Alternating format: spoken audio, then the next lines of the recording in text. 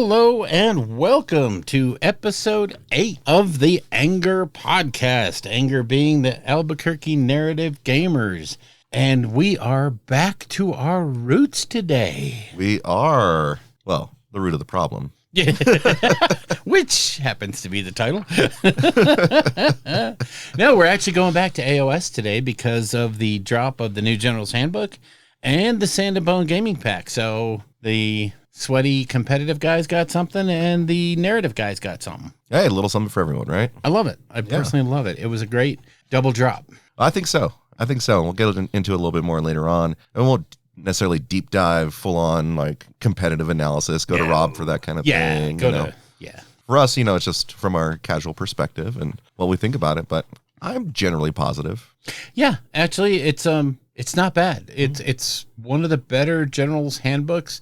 From its content point of view, from its delivery, we're going to have thoughts about that here in a minute, but we're not going to tell you anything you don't know already. Yep. GW is in it for the money. Who knew? Okay. I mean, these companies, why are they trying to make money these days? I'm telling you what, it's so, God, why can't we just barter for stuff? I will give you 17 chicken eggs if you give me the book or just the objective markers. That'd be fine. Yeah. But no, we can't. We have to it's $35 or nothing. Whatever.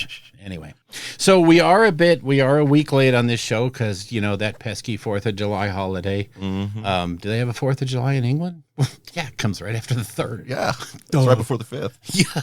So, but yeah, we had to celebrate. We had to watch fireworks go off, and we went up to a little cabin in the woods. So it was kind of nice. It's good you made it back instead of, experiencing what some horror movie people. It was wild all throughout Albuquerque and Rio Rancho. Oh, man. I don't know where they're selling these illegal fireworks, but everyone seemed to have them. It's absolutely nuts because we were here Friday night. Mm-hmm. In our neighborhood, one street over behind us, I don't know how much that man spent on fireworks, but his show rivaled anything that we saw in town. Yeah. I was like, wow, that had to be more than, $50. Let's just put it that way. I mean, we're talking in the thousands minimum. Yeah. Oh, yeah. There's some folks down the street that were shooting off everything they could that was above 25 feet. Wow. And it was like a war zone, just the sheer amount of explosions and everything. It was like insane. And I feel bad for all the doggos that were out there. We had to tranquilize Buddy because he does not like explosions and noise like that. So we were at a friend's house for a barbecue at 4. We came back around 7:30, 8 o'clock because we knew, and we gave Buddy his pill. Mm-hmm.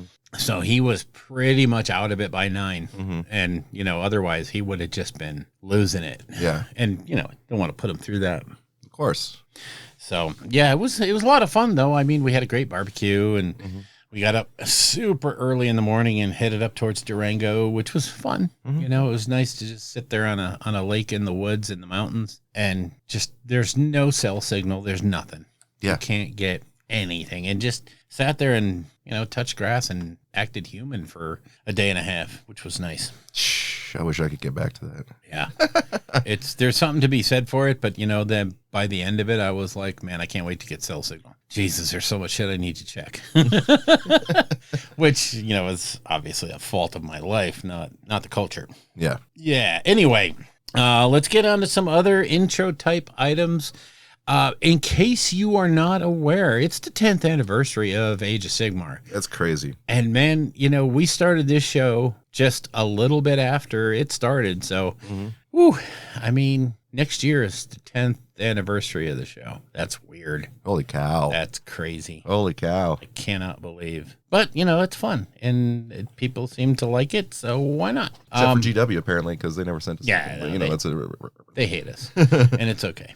On July 18th, so this should be out hopefully just before that. No, it'll probably be out after it.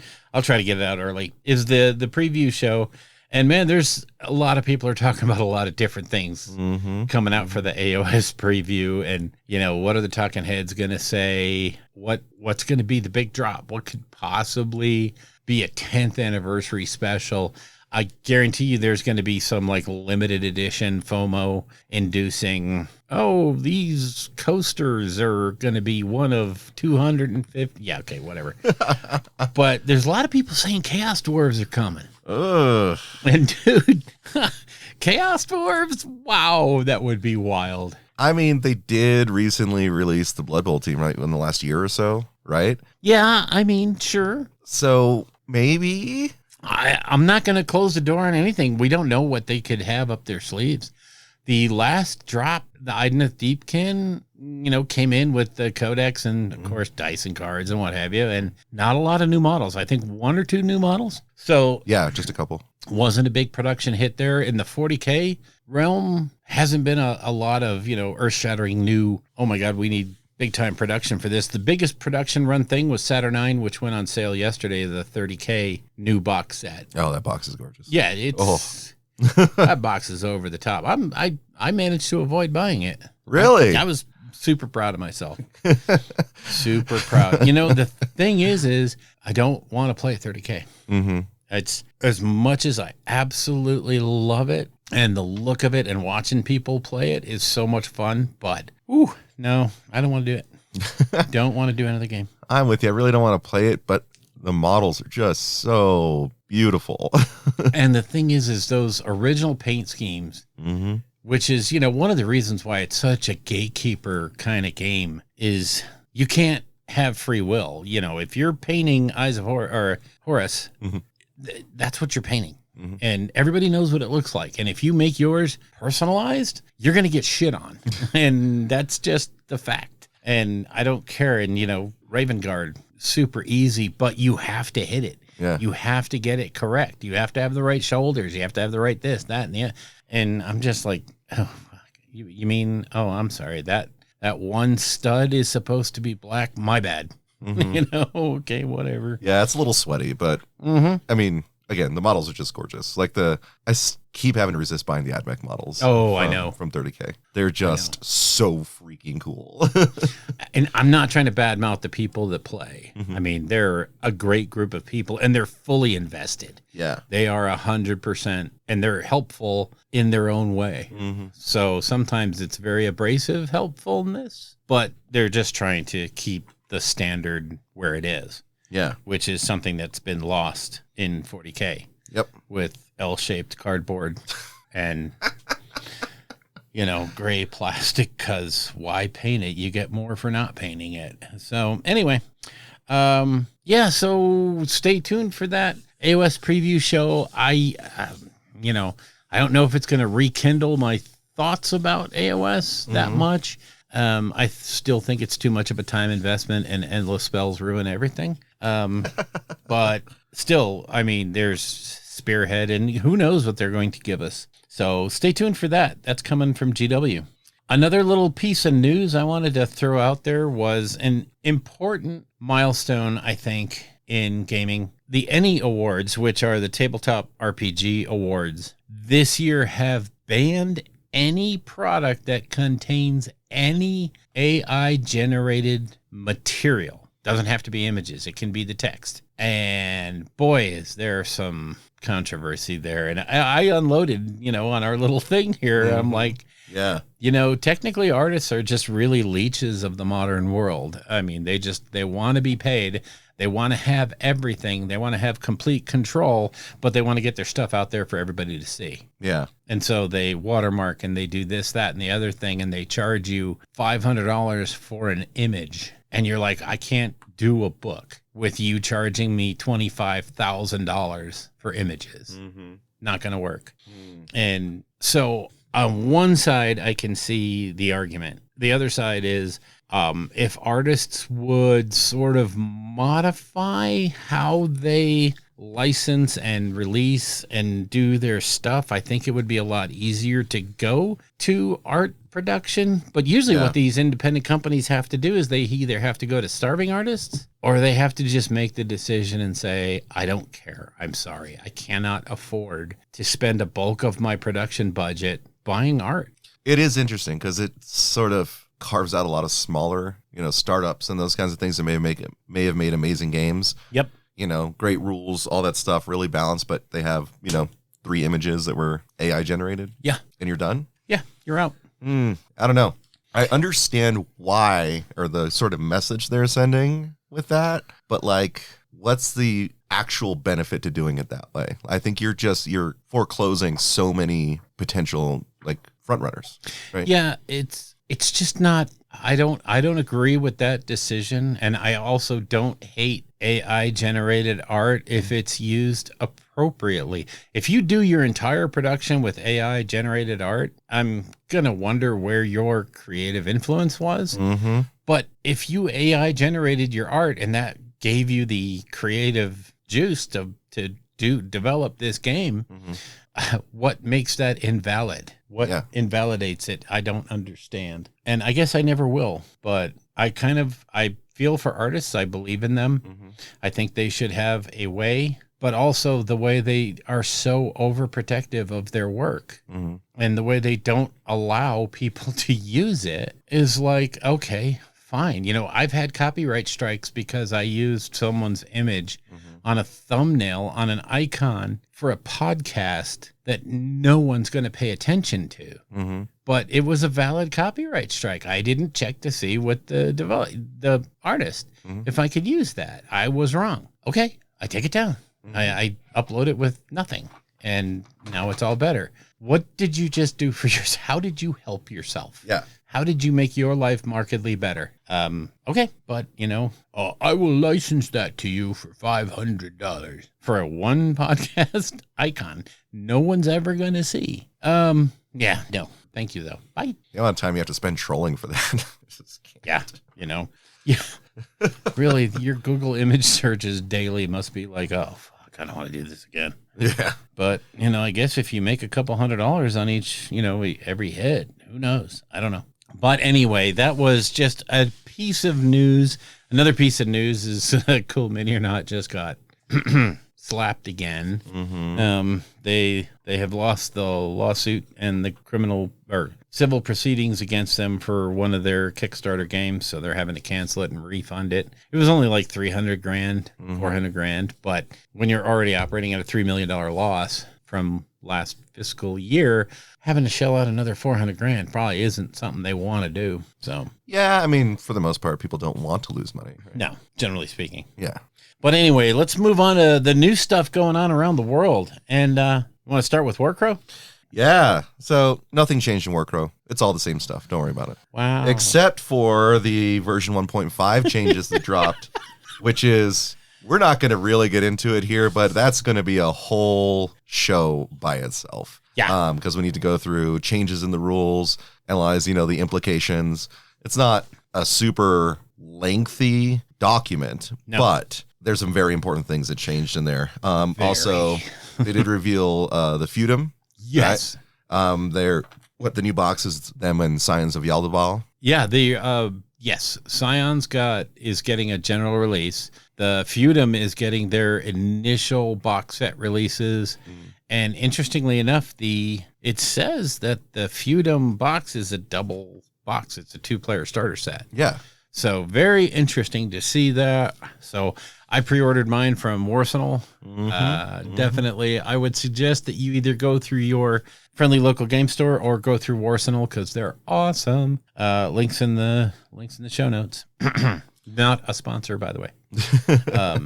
No, they're just really good people. Yeah, and yeah. They will reach out and contact you and say, hey, look, here's the deal. We have this, not this. Do you want it? Yeah, sure. Thanks. Awesome. So, and they have done that. They have upsold me products, not upsold, but upshipped things. We don't have the model that you specified. We ran out. So we're sending you the box that also contains that model. So you're getting 3 free models. Yeah. Okay, thanks. Oh, cool. You guys rock. So... I'm very excited to see what Feudum does. If they're going to do any change to the Scions. There is a big change in the update. How Scions deal with tinge effects is now very, very different. And I like that. It's far more debilitating for them. They have a random table when they have tinge effects. Yeah. And it could be like heal a wound, or it could also be stunned for 3 turns. Oh, crap. Yeah, because the Scions were like one of the weird factions in this game in the sense that like all their models were released, in Warcrow Adventures. Yep. So they gave them all cards. I'd be really interested to see, when they do that next launch, are they going to like change anything about it? I think they're going to fill in a bunch of gaps and give you some alternate play styles. Not just really what is in that Warcrow Adventures release. I think you'll have, but by just putting in some new leaders, they can change the way it plays. Yeah. So one thing about Warcrow is it's super flexible, and releasing an officer and a couple of support characters, you can fundamentally change how an army plays. Exactly. And that is really what's super fun, especially like Northern Tribes and Hegemony. When they first came out, it was like, ooh, Northern Tribes beats your face, Hegemony defends, holds things, and that's it. Now the playstyles are as nuts. If you want a Hegemony army that runs up and smacks people, build it. It's easy to do. So cavalry, the what are the big shielder guys? Oh, the bulwarks? Yeah, the bulwarks. Oh, Jesus. Yeah, I mean, they just walk up. You never take the point away from them. No. And then the cavalry just runs into your face. And they are so different from what they were before. And the thing is they operate like you would think a human-centric army would operate. This is how you figure they would be if they had the tech, because they're supposed to be the ones with the money and the tech. And this is how they go to a place, they stand on it, and then they challenge you to take it from them. And you're not going to, unless, of course, you're the Northern Tribes, in which case you're going to go up and you're like, oh, good, you're going to stand in place? Thank you. Yeah. That's what I really appreciate about you. Makes it easier to get to you. I mean, there's such a toolbox army now, the Hegemony. Northern Tribes are still, they do what they do, but the toolbox that you have with Hegemony gives you a lot of options to play with. And I'm excited for them to build up all the factions to that point where like they'll have their own identity and particular play styles, but you will have the ability to have flexible lists, let's say. Well, yeah, like right now with Northern Tribes, you can build slow and, oh my God, I will own this board. It's not big enough for you to get away. Or you can build that fast, hard-hitting, I'm everywhere at once. Yeah. I'm going to oversaturate your ability to defend. So it leans into really a great, you pick your play style. And, same thing, Scion right now is, I want to say they're limited to a certain kind of play style, but that play style is so crazy. And it works against everybody that you're just like, and now with the rules change, Scion can be absolutely 100% deadly to both the other factions and the Eldaboth. So, it's going to be bad. It's wow. We'll unbury the lead here, but one of the big changes with Warcrow is you can no longer shield leaders with units. You can no longer make them invulnerable just because they're near something. So they become a lot more fair game. And Scion, being, snipers and what have you, are going to be just like, woo, tasty. Yep. So, yeah, just all these different play styles. So much fun. Yeah, so that'll be forthcoming, a full in-depth review of 1.5. Yes. Now, did something happen in one of our other favorite games? Maybe just a little bit. Maybe just a little. There have been a couple of new models dropped out. They have a regular production schedule, so go check their website. But the lore book and, the City States limited edition model came out, and oh my God, it's just in a Parkos, but God, that dude riding the lion is just so gorgeous. And what killed me was I got $9.95 out of $9.99, and I was like, "Woo!" I was close. I did not realize that those models sold out in. I originally had heard it was 28 minutes, but it was 18 minutes. Wow! I was like, "Holy crap!" 1,000 of them just sold out. Just gone. That's so good, so awesome. I mean, they throw out some amazing special sculpts. Oh, like the Founders versions, and they're completely playable in game. They are, you don't have to worry about, this is only good, for display. Nope, it's a game piece. But they're just beautiful. This one is an Aparcos riding a lion. Both of them are armored to the teeth. Just gorgeous. Just gorgeous. Golly. And you want to tell us a little bit about Weaver Courts? Weaver Courts, yeah. So, the Weavers were talked about like kind of in the background lore and stuff, right? Sort of an association with Spires, and everyone was wondering like, well, are Weavers gonna like show up somehow? Yeah, no, they're the actual next main faction. Yeah. And what was very interesting is that their models kind of gave me like a Sylvaneth vibe. Don't they though? Yeah. It was really interesting, but they're just starting to put out some of the images of the actual models. So go online, take a look at them. They're going to be gorgeous. I mean, we're a ways out. Spires is going to get their update first, long before Weavers hit. And I believe Dwegum is going to get their update here shortly. I think so. And Spires. So those are going to change, and it will definitely change how those factions are going to play, especially with the announced new models and what have you. It's, oh boy, they're going to be just fun. And, I think Spires definitely needs some love right now. Yeah. And, but they're getting it, and it's on a schedule. So it's just awesome. The gameplay right now is just so fun and ridiculously good. Oh yeah. So, oh my God, what was I going to say? The new Dwega models. Holy cow. Oh, Jesus. Oh my God. Especially the one that's got like the fire spirit coming out of the smoke. I was like floored by that. Yes. Just their ability to do things in sculpting. It's just they're as good as anyone else out there right now currently, putting them in the same class with, GW, Kingdom Death, all those places that are making over the top cool models. And there's a difference between what you can get from like Parabellum, Corvus Belly, even GW, and what you can get on like the Maker's Mark or Market or Mini Factory. Those are one-offs. Those are, the guy does the STL and sells it. That's different than having to produce hundreds, maybe thousands of these kits. So, take that, understand that there is an economy of scale that comes with what GW is doing. That's different from everybody else. And then same thing with like Corvus Belli and Parabellum. They're a tier down, but they still have to look at, can we produce this in a way that's going to still make money without having to charge you $100 for a 12-man kit? So what they are doing with what they have available is amazing. Just amazing. I like it. Me too. I'm here for it. So yeah, Parabellum, we're looking for Weaver Courts. We're looking for the updates to Dweg and Spires coming up shortly. We'll probably have a show on those. Oh, no doubt. Big announcement that came out during the week was that Cyberpunk Edge Runners, the new season is confirmed and in production.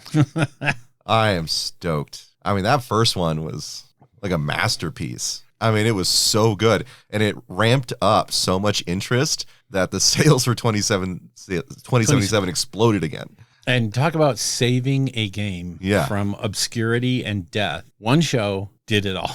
It was like, holy hand grenade. And what I was so proud of CDPR, they could have really capitalized on that with some paid DLC or some other bull crap to get you, here's how to create, your own Edge Runner, blah, blah, blah, blah. No, it's out there, but they didn't put any of it behind a paywall or, nope. I mean, when the updates came out, stuff started appearing and you were just like, oh, that is so cool. Yeah. I really give them props there was an opportunity there to do some money bagging, and they didn't. So they're not Electronic Arts. Yeah. I mean, could you imagine if BioWare had a hit like that, a show, like a Mass Effect series or something like that, how they'd monetize it in a second? Oh, yeah. And it'd be like, ooh, hey, here's the paid DLC, and here's some mystery boxes that you can buy. We've never done them before, but, here you go. Yeah, and to unlock the last episode of the series, you have to purchase this package. Yes, that's what they would. Oh, God, that's what they would do. Oh, wow. So sad. So sad that we have. Anyway. So, and then, of course, on the AoS front, also the Ideneth Deepkin were released. I've never been a big Ideneth Deepkin fan. I don't think their lore is really that great.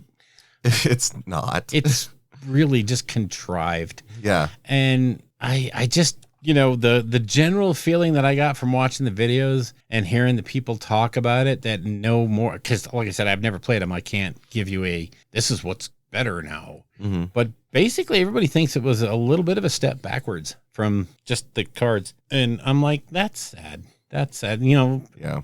People generally agree they're still playable. There's nothing, they're not gonna, they lose. Yeah.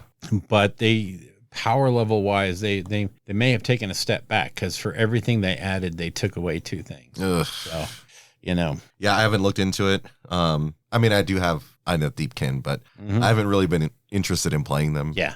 So they just kind of, sit on the shelf. But, let's hope that, things balance out as they do. But I mean, we were talking before the show that like right now the state of AoS is pretty darn balanced. Yeah, it's crazy, especially under the new General's Handbook, which, is the meat of the show. So we're not going to do it here. But yeah, stay tuned.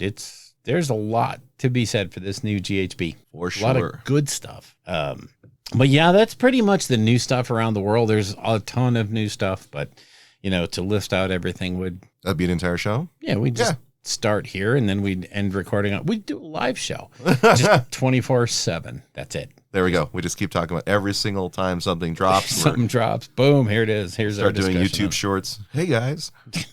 Anyway, you've been hobbying, Bill? I did. Yes. Because I'm an idiot. Yes. The first thing that I started to do was rebuilding my sister's battle kill team. Sweet. Which are in the nether regions of the void. They're gone. They're just gone. I just say they're gone. So, start over. That's weird. They just disappeared. Well, I mean, the situation was pulled them out at an airport at a stop, at a baggage check thing. Thought I had put everything back, but the little black bag that they were in evidently did not get placed back on the conveyor. So when I put everything back in my backpack, I didn't notice they weren't there, and I didn't think about it. Ooh. And I moved on. Well, the person at the airport, now get this, they actually went through to get the camera footage of who took it out of the bag, and then matched it up to the name on the ticket for the person that was going through, so they knew who I was, contacted me and said, I have your sister's battle kill team. And I'm like, is this a hostage situation? Because that's what the text message said was, I have your SOB kill team. And I'm like, I literally texted back, is this a hostage situation? I had no idea what this was about. And I'm like, it's too specific. How would somebody know I lost my SOBs? So comes back and says, no, I'm the TSA agent, and it never got put back on the conveyor. Send me an address and I'll ship you the models. Apologies but I play kill team too, and I wouldn't want to lose my team. Yeah. Okay, cool. Because my cards are in there too. So anyway, shipped. I haven't seen them yet, so it's been 2.5, 3 weeks. So even U.S. mail could have done it by then. So I'm thinking they're probably I don't know. I'm going to rebuild them. So who knows? Chance to do a new take on it if you want to. I yeah, guess, actually kind of, because I was kind of tired of that black and red and blah, blah, blah. So we're going to go blue. Very nice. Started to do that. I may or may not have gone off the deep end into a game called Moonstone.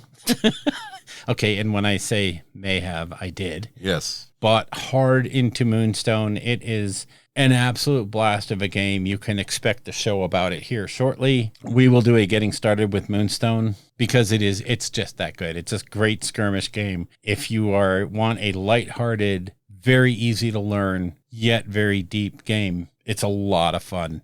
So I may have built and primed 40 of the models and started painting up the starter boxes so I can do demos at it. Slice and dice. Is that it? Yeah. Only 40? Well, that's just built and painted. Oh, or okay. primed. Built and primed. Yeah. So, yeah, that was about it. Started painting on those. Started painting on the sisters. Moved out some more Battletech. That was super easy. Just, primed up and ready to go. Yeah. So, but other than that, yeah, that's been my hobby over the last month, really, because there's been a lot of weird things that have shaken out this last week was just a blur of people coming in, people flying in to do stuff, people flying out. Yeah. Having to do meetings and basically be a host was, I hate that kind of stuff.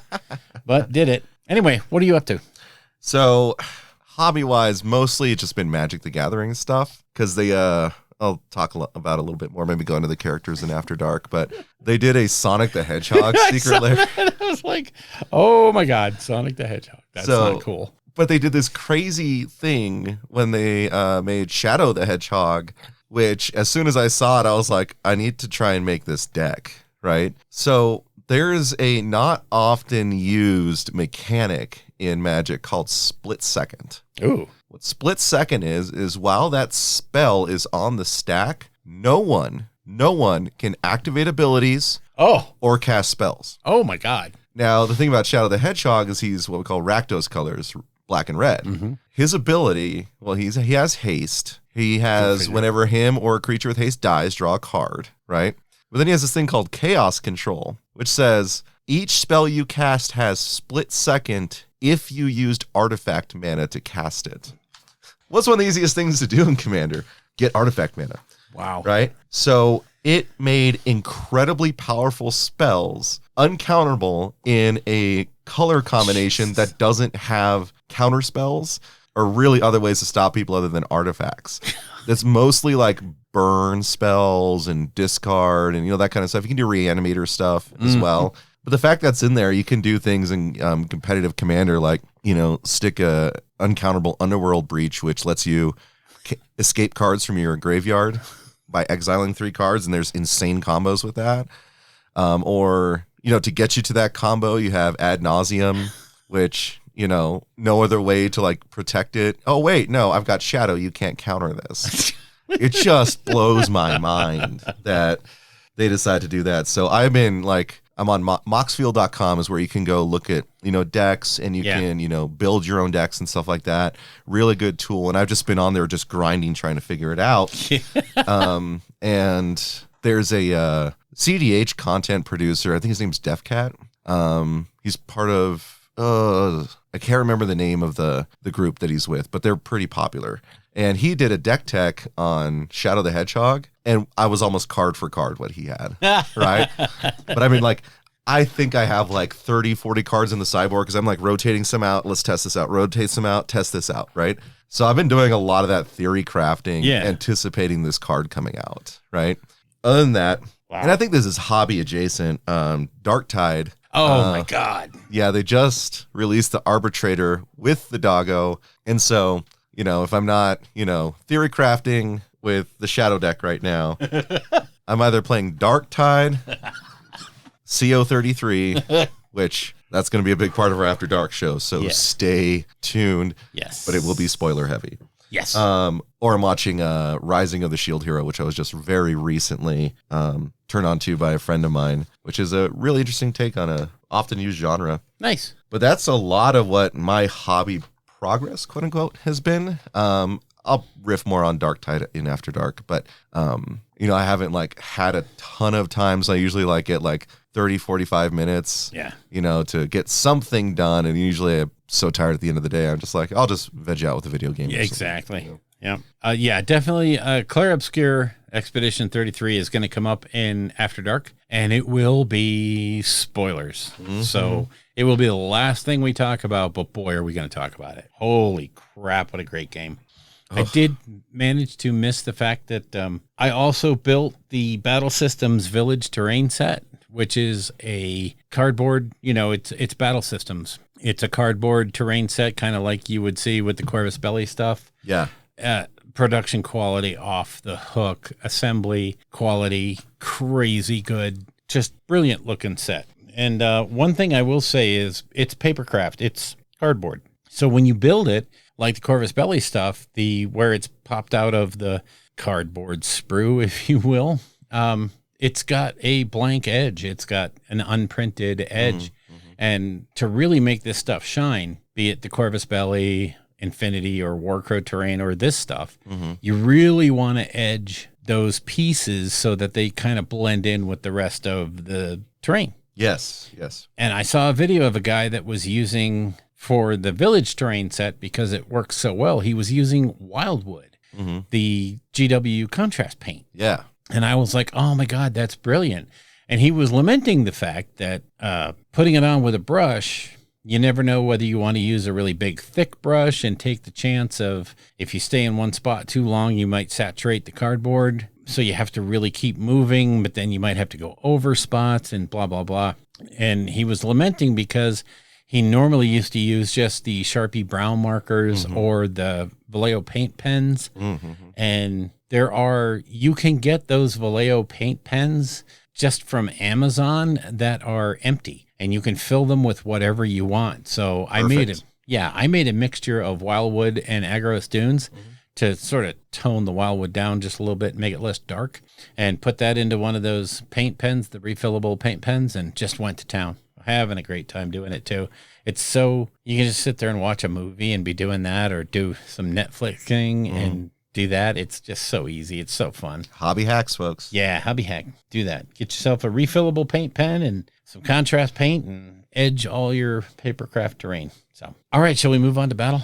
Yeah. All right, let's take a quick break and move on to battle. Bye-bye, boys. Have fun storming the castle. Think it'll work? It would take a miracle. Okay, we're back with a very quick section on bat reps, because all I want to do is talk about some Moonstone demos. Really, honestly, here's how it went down, and here's how I really started to fall in love with Moonstone. Was I went to a demo at a game store. There was a lot of people there for a demo, but I was real early, so I was one of the first. Got the demo, played the game, had a blast, had an absolute blast. Pretty much figured out the rules by turn 1 and played turn 2, 3, and 4. Just, it was fun, and it was just a blast, and we had a great old time. A lot of people showed up for the Moonstone demo, a lot more than the guy thought he was going to have. So he looked at me and he was like, would you mind running another demo table? I'll set you up with terrain and a mat and all this stuff and, all the decks and everything. But, I want to start getting through these people and I won't be able to do it alone. And I was like, me? And he's like, yeah, games. You can do this. And I was like, okay, whatever. So yeah, after my first game, I was demoing it for other people. It's that easy, but it's not simple. We're not talking about, it's dead, super easy and it's brainless and there's no challenge in it. No, there's a lot. There's a lot to it. There's a reason it won all the awards when it was released.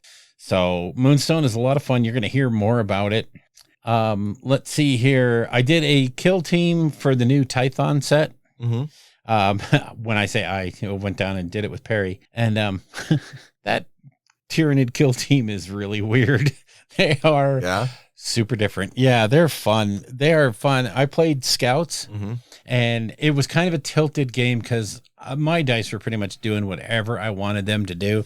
And when you're playing Scouts and you can have good dice rolls, you can be pretty much unbeatable. Yeah. It's when things start to go against them and they don't get a clutch roll that they can really feel, like they run out of action points way too fast. Yeah. But when you can make each one of them count, they're just, So yeah, it was kind of one-sided in that respect. The Tyrannids had pretty average rolls and I had anything I wanted pretty much. That was sad.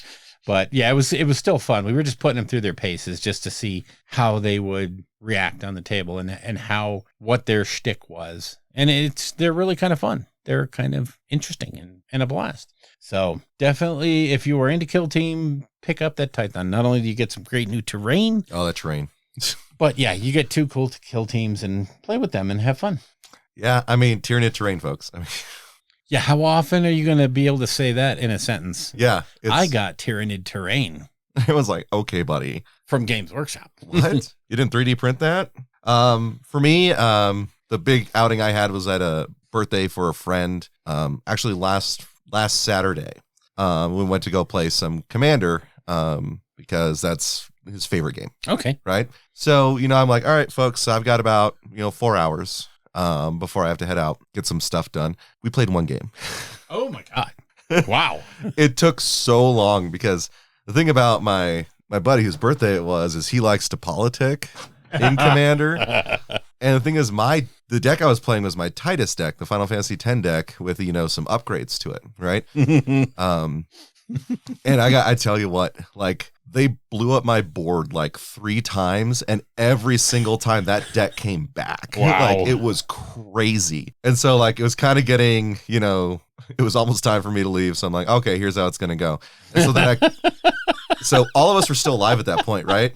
So then I killed the birthday boy. I was like, happy birthday. Happy birthday. You're welcome. Die. Then I went to the next player and they're like, I have no way to win here. I'm just going to concede. Then I went to the other player and they were like trying to do like crazy math, like, oh, can I kill him?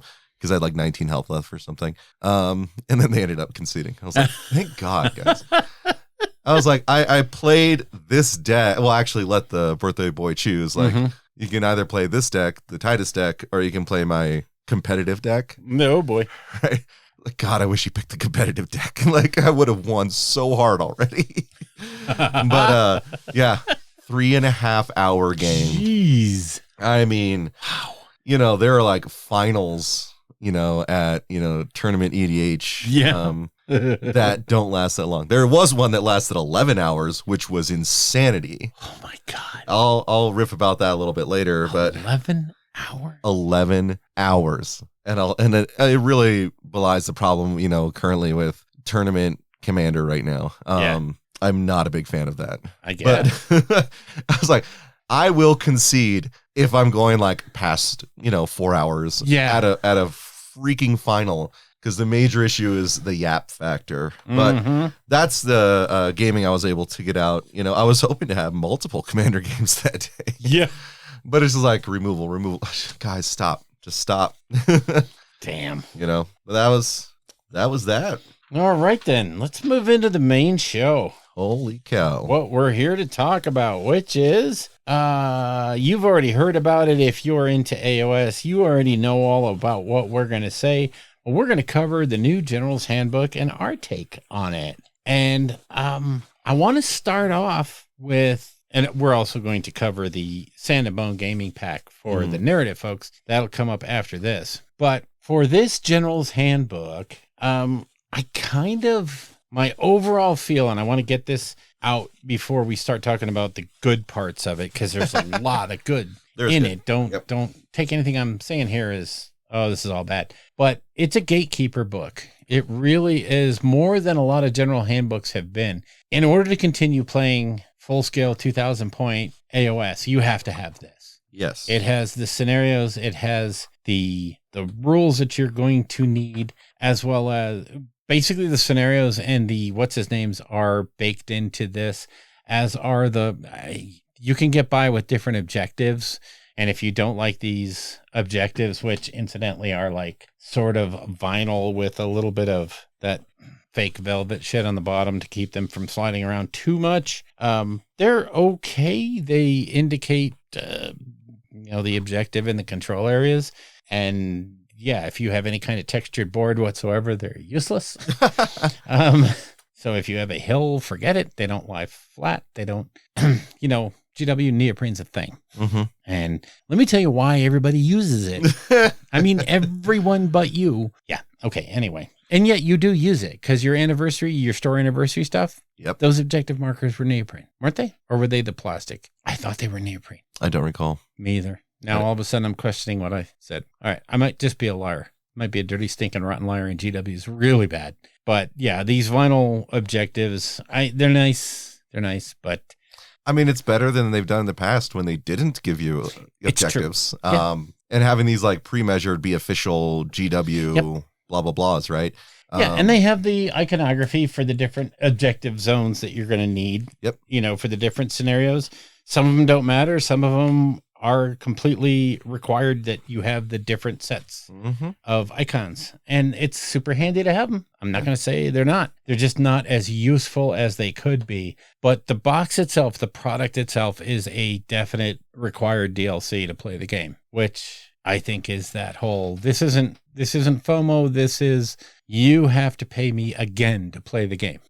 And I know you already paid me once, but you got to do it again. Yes. And if you're going to do DLC, then do DLC the way people expect it. If I buy a codex, by God, give it to me. Give me everything about this codex. Don't lock the shit behind a paywall where I also have to have Warhammer Plus.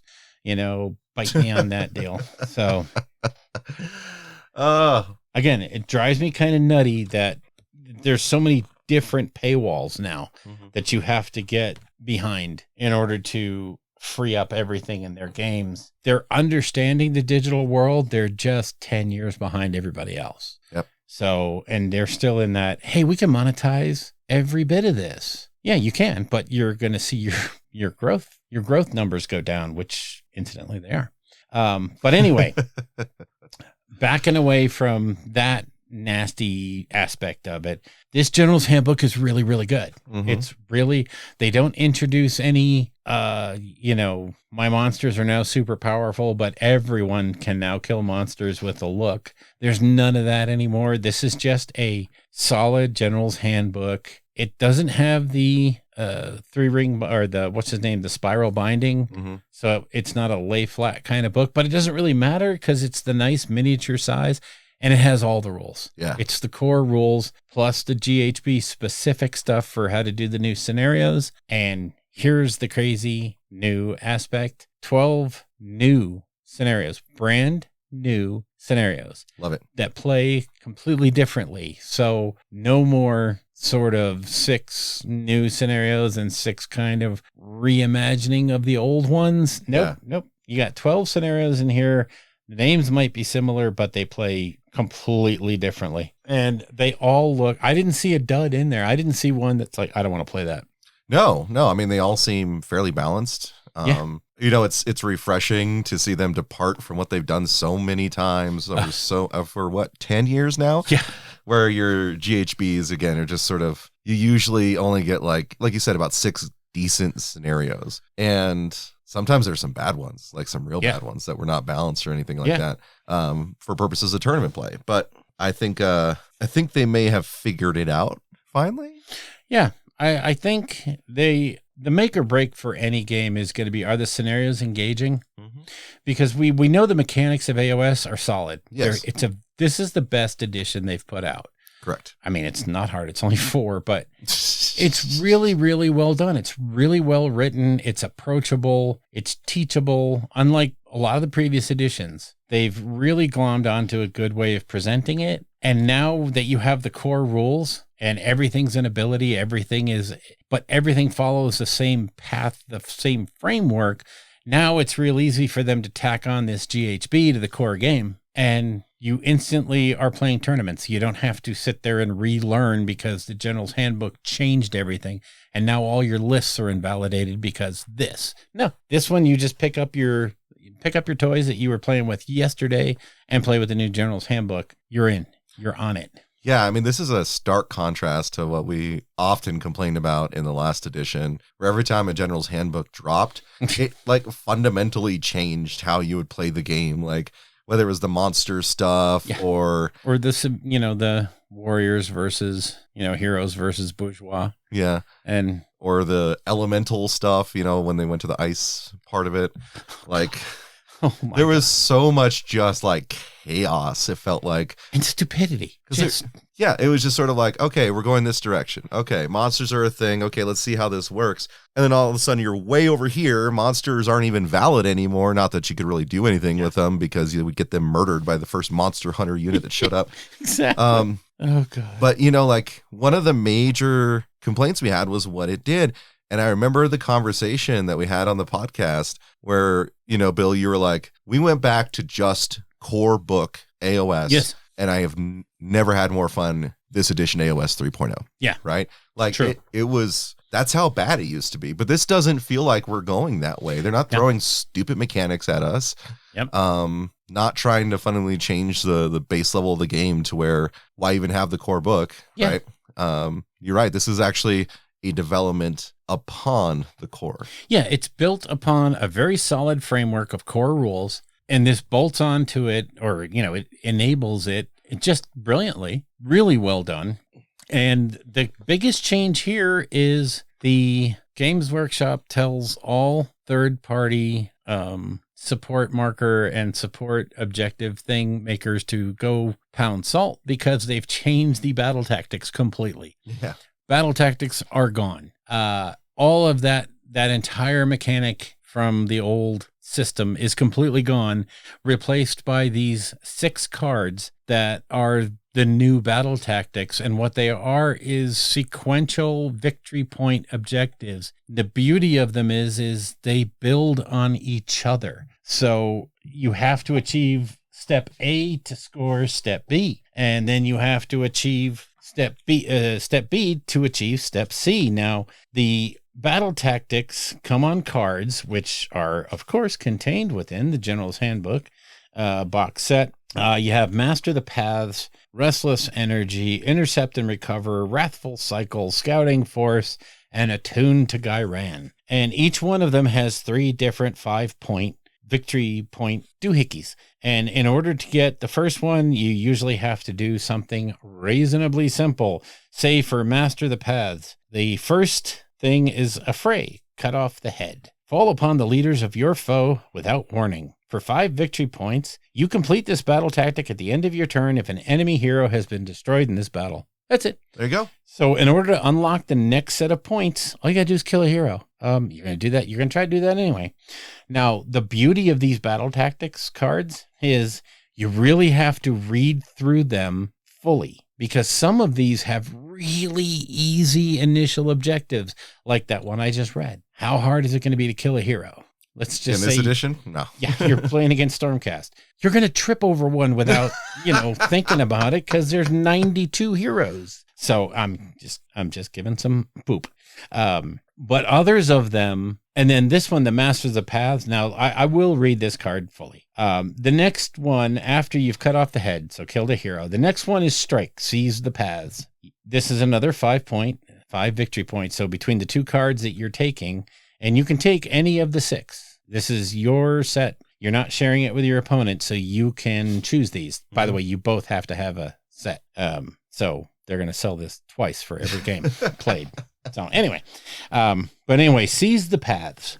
You complete this battle tactic at the end of your turn if there are more friendly units in neutral territory than enemy units. Okay, if there is no neutral territory, because some of the scenarios don't have neutral territory. So if there's no neutral territory in the battle plan you are playing, you complete the tactic at the end of your turn if there are no enemy units within friendly territory. Okay, that is doable, but it is considerably harder to achieve. Mm-hmm. You will probably get it, but hey, that's going to unlock the 15th point from this card, which is Envelop and Strangle. You complete this battle tactic at the end of your turn if at least 3 different friendly units are each wholly within 9 inches of a different corner of the battlefield, and only one of those corners is wholly within friendly territory. No more than one of these units can have been set up this turn. So no end turn drop in 3 units Stormcast and say, oh, I win, or I get 15 points. So you have to go out there, take and hold, envelop and strangle, basically, is what you have to do. You have to surround the guy. That is significantly harder to achieve. Not only do you have to be dislocated about the board, so you can't concentrate your forces, but, your enemy's going to see what you're doing. This is not hidden information. Yeah. People know what you're going to be after. Mm-hmm. So, and that's kind of an example of how they flow. Now, some of them flow like this one, from very easy to reasonably difficult to obtain. Others of them start out the exact opposite. They're going to be really hard to get, the first one. And then the other 2 are just probably going to fall into your lap, because if you're doing that first one, the next 2 probably just step right into it.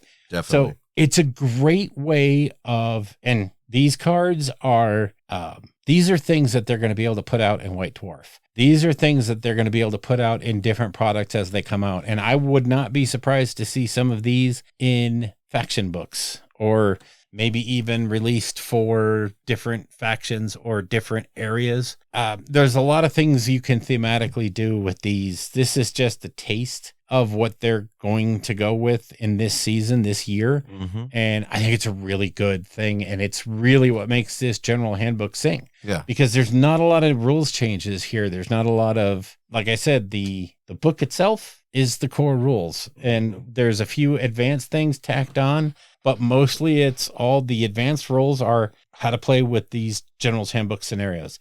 and what the flow is going to look like. And it's really one nice thing about this book. On page 59, they have the army composition overview. So if it's ever confused you as to what you should do first, it's going to give you number 1, agree on a points limit, time limit, all that stuff. Pick a faction and battle formation. Then number 3, form regiments, and it's going to go through what you need to do that. Number 4, add auxiliaries and faction terrain. Number 5, add your enhancement. Number 6, pick lores, and go on and play the game. And it sort of breaks it out in a flow chart. So if you're kind of new, it's just going to give you all the reference you need to start the game. But then it has a glossary, which is really nice. Starting on page 62, they have all the terms and some of the vernacular in there, and you can look it up, and it has it called out as to where to go in the book to find it. Really well done.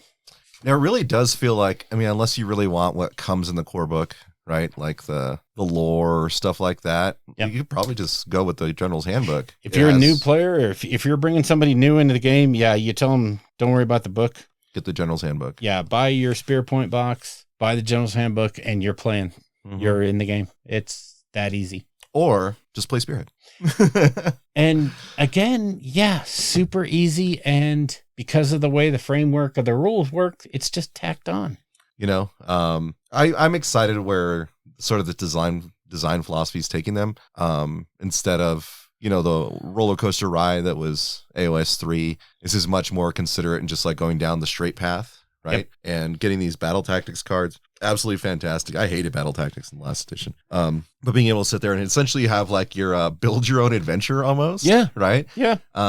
Which, you know, does have a bit of a narrative flair to it. Right. So it still somewhat satisfies the narrative part of me. Yes. You know, it really, you know, with the one exception, there's only one scenario that's a drunken general scenario where, you know, the objective changes and moves around. Well, I mean, I like Drunken General. It's just me too. Sometimes, and for some armies, it's very penalizing. Like if you're Fire Slayers, you're not really traversing the board that easily. So Drunken General isn't fun for you. You want to avoid that if at all possible. And, you know, most people will leave that out of a tournament for that reason. Yes. It's super easy for some armies to do, and other armies just, it crushes them. So, yeah, but I know. Still, having that scenario in there is fun. Yeah. And if you're playing a pickup game or, you know, an in-store game and you've got the armies that aren't going to be penalized, it's a lot of fun to do Drunken General. I love it. You know, oh, this objective is now, oh shit, I put everything into getting that objective and now it's worthless. Yeah. And it's fun. And, you know, it's like the old 40K Maelstrom deck, which I understand why people hated it. I also understood why I loved it, because it was like, okay, yeah, go ahead and do your shock assault on that objective, waste everything you have, every stratagem you ever had on that, and then all of a sudden it moves and you don't own crap. I love that. Drunken General is so much fun. Yeah. You know, when you're doing much more casual stuff, you know, instead of trying to do like a tournament grind, it is really fun. Yep. It can be fun if you have two slower armies too. Yeah. Right. Trying to see who can plod the fastest. Who can slog to the objective. Fire Slayers versus Nurgle. Like, you know. Yeah. It's just, it's embarrassing, you know. Yeah. But, you know, you know you're going to have an engaging sort of weird game. But you have to be willing to do that. Definitely not something you want in a tournament environment. I would say, you know, from watching Rob, the Honest Wargamer, whenever I refer to Rob, it's the Honest Wargamer. Yeah. The show this week about the events shows that under this new General's Handbook, everybody's winning. Everybody's either in the top 10 or winning. I mean, so many different armies won events. Stormcast won, Nighthaunt won, Sisters of Battle won. Sisters of Battle. That's interesting. The Sisters Battle came to AoS. You know, I mean, I think they have a really good shot of winning in AoS. Bolt pistols are really good against most AoS armies. Yeah. Anyway, how about Daughters of Cain? Yeah. Being the other sort of female.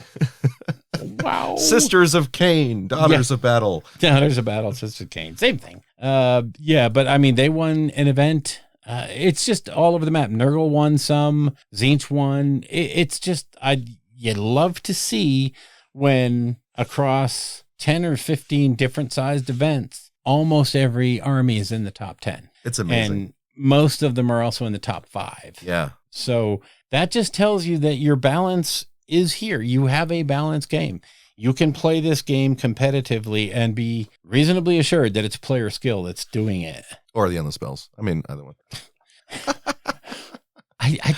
I know they have hardly any effect because everybody knows what they are and everybody knows how to counter them and everybody has them. They're free. I just hate them with a passion. Always have. I have always thought if they're going to be that minuscule in their impact, why have them at all? Mm-hmm. It's a needless complexity and it's not adding anything. Whereas if it's covering up a hole in your army, then basically that tells me that your player skill at list building is lacking. And when you have to use an endless spell to plug a gap in your creation, your list creation, you're either just not doing it right or you're going for such a niche kind of style that you suck and I hate you. And that's not true. I just, if they're going to be that well balanced and like GW says, they're not going to fundamentally change the games of AoS, then get rid of them and nobody will give a shit. Yeah. But because we have the kits out there, we have to have rules to sell the kits. It's just, your marketing is so in charge of endless spells. Mm-hmm. Your marketing department is selling those. It's so obvious. Why not just call it what it is and say the marketing department spells. Anyhow, I hate them. So let's move on to the Sand and Bone. Sand and Bone, Spearhead, baby. Okay. The Sand and Bone pack itself is a weighty little box that is the same size as any other Spearhead box. And inside, you get some cracking good terrain. Not a ton of it. We're not talking about, an amazing amount of, I now have terrain for a whole board. But if you're playing Spearhead, you have terrain for a whole board. Yeah. And it's really good looking. It's GW quality, cool death terrain, especially the little Neferata statue. Yeah, the Neferata statue and the crypt with is it like a chalice of blood or something like that? Yes, sir, it is. Yeah, the sarcophagus, yeah. It's the sarcophagus with the chalice of blood, which offers so many opportunities for your Daughters of Cain, for your OCR, for all of your death armies to really lean into using that. I hope against hope that they start doing this terrain pack separately so that you can we'll be able to see some really crazy cool things. But the Spearhead pack for this is literally just keep in mind that this replaces Jade and Bone. Or was it Jade and, I don't remember. I can't remember either. Yeah, it's Jade and, yes, it's the one that came out at the beginning. Yeah. And it was really good. There's nothing wrong with it. This one, however, gives you the new Ossia Twist deck, the Dalaran Twist deck, and the Battle Tactics deck. It plays exactly the same. They did not fundamentally change the rules for Spearhead at all. They're just giving all new twists and all new battle tactics. So they've completely freshened it up. The objectives are renamed. They're printed on the board. The terrain rules are, of course, new and they have different effects.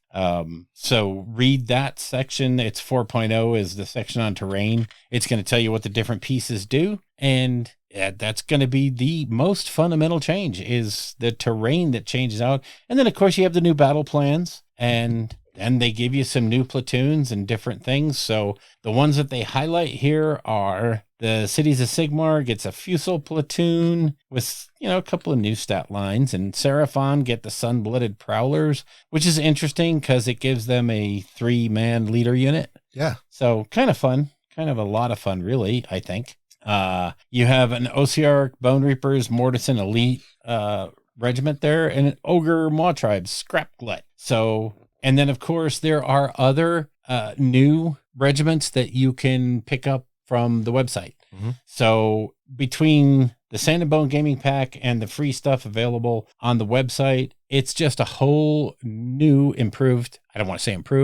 new different way of playing Spearhead and a very refreshing change to the Jade set, to the Jade and Bone set. Fire and Jade, I looked it up. Fire and Jade, that's the one. Yes. And I was like, it has something to do with fire, but I couldn't remember what it was. Because I was like, was it Jade and Fire? No, Fire and Jade. And also, keep in mind that this is this is Games Workshop. So they are by no means going to come with the police. And if you're still playing Fire and Jade, they're going to take all your toys. No, they're not. And in fact, if you want to go down to the store and play Fire and Jade Spearhead, pretty sure they'll still let you. Yeah. However, this is the new method going forward. This is what all the articles are going to be focused on, is this new Spearhead setup. And it's awesome. It's, again, you take the core framework of AoS, where if you're going to play competitively, you would bolt on the General's Handbook and those scenarios and cards. If you want to play narratively, you're just going to bolt on the Sand and Bone pack and you're going to play Spearheads or larger games using that framework. Because you can play 2,000 point Spearhead. Don't think that you cannot. You can. Okay. It's super easy. You just make a couple of itsy bitsy little changes and they've pretty much written it to be blitheringly obvious what you changed to make it a 2,000 point game. Yes. Okay. And, it has to do with doubling the board size, or actually, tripling, right? It's tripling the board size, sort of with some weird edges. Yeah. And changing how the deployment goes. And you would have to use, I don't know, maybe some vinyl objective markers, to mark out your board. But yeah, so you'll use everything in the GW Ecosphere, and you'll be playing Spearhead at a larger level. Spearhead is a lot of fun with just the Spearheads, and that's what it's balanced for. It plays differently if you play it as a full game, a 2,000 point game. It plays differently, and if the game comes out very, very much unbalanced, don't blame GW for that. That's not how they marketed it. But you're already a narrative player. You know kind of what you're going to have to do to balance the game. Yeah.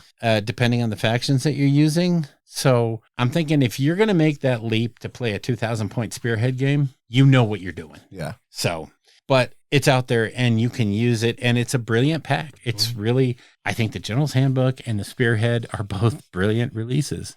They're being very consistent this edition. I really like it. I still think Spearhead is the way to play AoS right now. It is.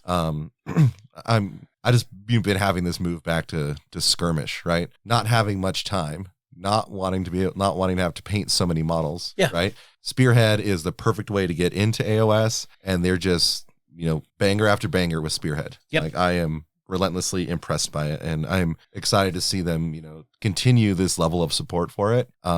So, like, Bill said, you can still play Fire and Jade. Yeah. If you want to move to Sand and Bone, you got the money for it, do it. I recommend it. The terrain itself is awesome, just for that alone. But being able to move into, like, a different flavor of Spearhead, right? Keep it interesting, refresh it. And the twists are very, there's two twist decks. There's obviously going to be the one very much favoring the death sort of side, and then the not so death favoring side.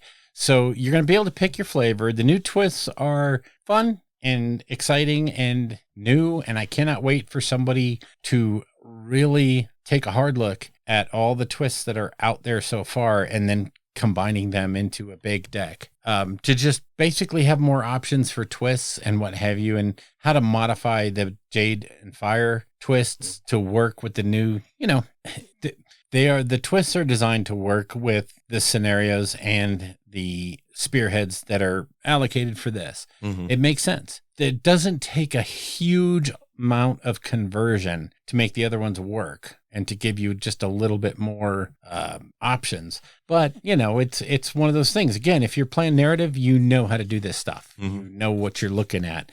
And it just gives you more options. And that's all we can really ask for narrative play, is more options to have fun with. Yep. And same thing with competitive. The new General's Handbook gives you 12 good new scenarios to mess around with. And yes, inside of a year, we're all going to know these scenarios inside and out, and who does what to what, and what favors who. And they'll make the changes that are necessary. So, it's a cycle. Don't think that if they errata this stuff next week that it was broken on day one. Okay. No, there's a difference between playtesting it 10 times at GW and 10,000 times in the world. So other than that, I got to give two thumbs up for both of them, General's Handbook and Spearhead. The only thing I don't like about the General's Handbook is don't say that it's optional. Don't say that it's a cute add-on it's required to play, and just say it.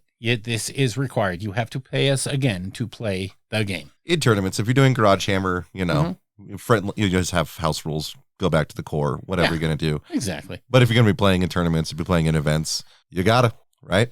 Yep. You just need the battle plans, if nothing else, and yes, I'm sure they're already written out fully on the internet and you can just download the text file, but yeah, why? If you've already made the investment in an AoS army, the General's Handbook ain't going to set you back that far. So this is one of the things that always bothers me about the cost argument is you spent $2,000 to get the army. You're bitching about $35 to get okay, whatever. Sure. So, but yeah, that's our coverage of the AoS General's Handbook and Spearhead. 2 thumbs up. 2 thumbs up. Yeah. Well, make it 4 thumbs up. We have 4 thumbs, right? Yeah. Between us, two of us. Yeah.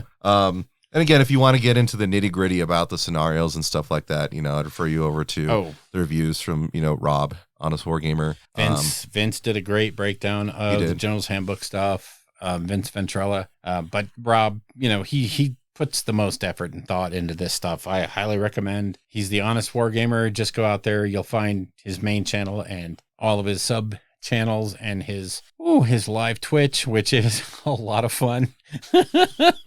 Those guys have a great time. Between him and Luis, they have a great time. So, I mean, like Rob does this like full time. He grinds out videos like nonstop. And so, if you really want to know like what the tournament scene is like, he's your guy. Yep. Full stop.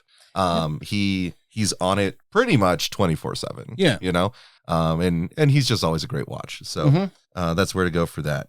And then if you're really interested, pick it up yourself, get out there, play some games. I mean, if you invested the $2,000 in the army, you should get $2,000 out of the army. Play a game with it. Yeah. It's easy. It's fun. It's perfectly valid. The only reason I don't play full scale AoS anymore is just the time investment isn't worth. If I'm going to play a full game like that, I'm going to do something like Conquest. Yeah. But I play Spearhead whenever I can. I keep calling it Spear Point. Why? I don't know. Flashpoint? Is that something that's stuck in your head? Could be. Because it's Combat Patrol in 40K. Yeah. Spear Patrol. Yeah. Let's play Spear Patrol. Well, apparently you can with the Sisters of Battle. Sisters Battle against your Stormcast. Yeah. I win. I'll even just take a kill team. I won't take a full. Oh, God. I wonder if anybody's... in this economy? Yeah. I wonder if anybody's made rules to play 40K armies in AoS. I'm sure somebody has done it. The conversion wouldn't be terribly difficult. It's just a matter of balancing the range. And that's just it, is if you played, with the standard stat lines, then the number of attacks and all that stuff would probably even out. But if you still looked at the kinds of weapons these things are wielding, it would be like one shot, Nagash is dead. Yeah. And that I'm talking bolt pistols. I'm not talking, freaking heavy lasers. But yeah, it would be just brutal to take a kill team of Sisters of Battle against a 2,000 point AoS army, which would probably be balanced. It would probably be balanced because they have no defense against magic. They wouldn't know what to do against magic. It's not their thing. It's not psionics, so they're not going to be ready for it. But on the flip side, they need one turn of shooting. Right. Anything considerably large shows up and the Melta just bye. Oh, you have 3 great unclaimed ones? Okay, no problem. What's this armor you have? Yeah. I'm going to go right through it. Tink. Okay. Yeah. That's a weird thought exercise. So next show, what are we looking at? Well, actually, let's talk about After Dark. Okay. Because I want to give a heads up about this week's After Dark, or this show's After Dark. We are going to talk about Clair Obscure, Expedition 33, in its entirety. The entire discussion will be one big spoiler. We'll save it for the end of After Dark, and we will definitely preface it with, if you haven't played the game, get the fuck out of here. And I will edit anything that comes at the end, because we sometimes ramble. I will edit that forward so that only the end of it is Clair Obscure. But if you want to know all about that game, we're going to go into it. Yes, we are. So yes, we are. That's After Dark. Now, what I'm really interested in, I think we should do next time is, because you said it's just so easy to pick up and learn, we should do Moonstone next time. Yes. We'll do learn to play Moonstone. Getting started Moonstone. And you and I will play a couple of practice games, a couple of get your feet wet games. You'll be amazed at how easy it is, and yet how deep it can be. The models are gorgeous. Yes. Oh God, they're off the hook. More of that after dark, I think. But you cannot underestimate the quality of these models. They are just so gorgeous and kind of, how do I put it, eccentric. Yes, they're fun. Yeah. When you have things like Baron Von Fancy Hat and, it's. Some of these characters are lifted straight out of Labyrinth. They're lifted straight out of Dark Crystal.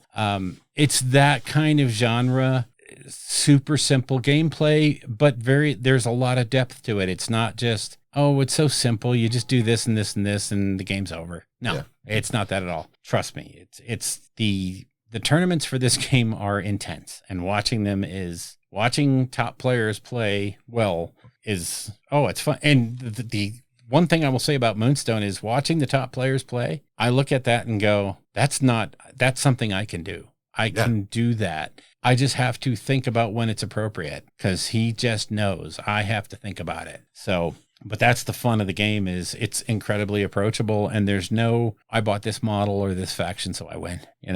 Everything is really, really well balanced. So, but yeah, next show it will probably be Warcrow. You want to do Warcrow? Yeah, I think we should update our Warcrow with the new rules, the new factions, and how they all go together. Or do you want to do Moonstone? We'll figure it out, folks, but no, it's going to be one of those two. Yeah, it'll probably be Moonstone, because that will be easier to set up. We need to get a couple more games of Warcrow going.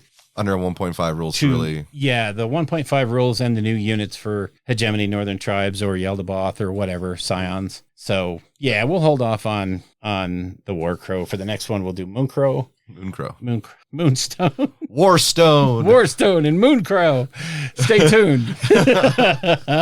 But yeah, that's what we're going to do is Moonstone. Pick your words, William. Pick your words. So, do we have anything else for this show? No, folks, but enjoy the lively discussion after dark if you're going to join us. And again, spoiler warnings, but thanks for joining.